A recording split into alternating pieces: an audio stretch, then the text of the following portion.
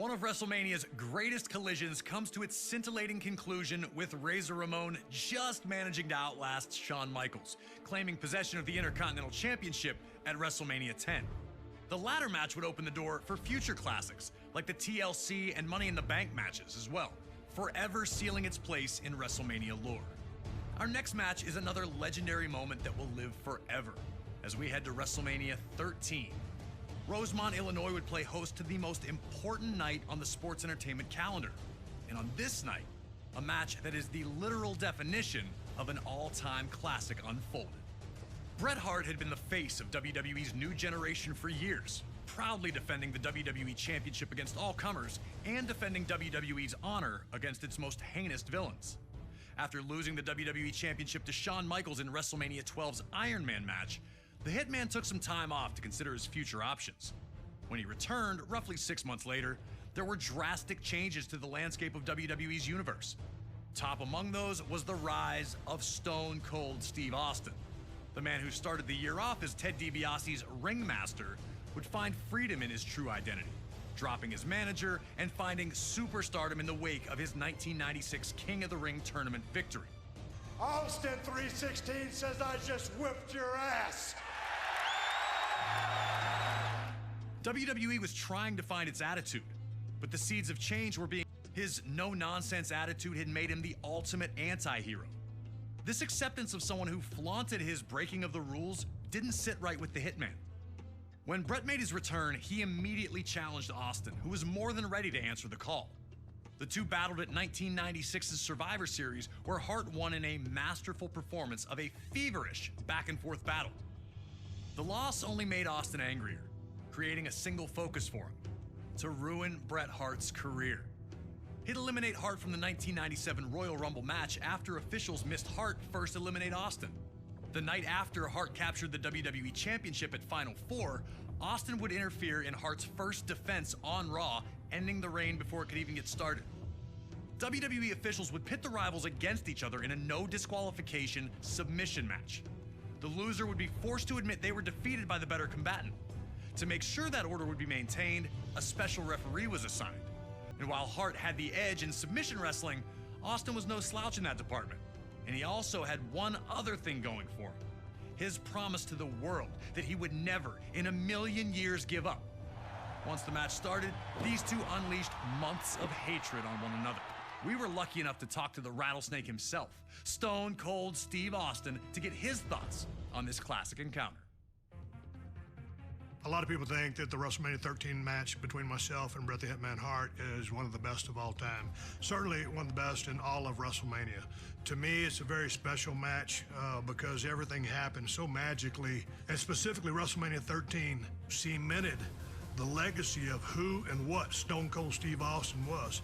From start to finish, we started it off, we brawled out, we came back into the ring, we brought various factors from around the ring into the ring to use against each other.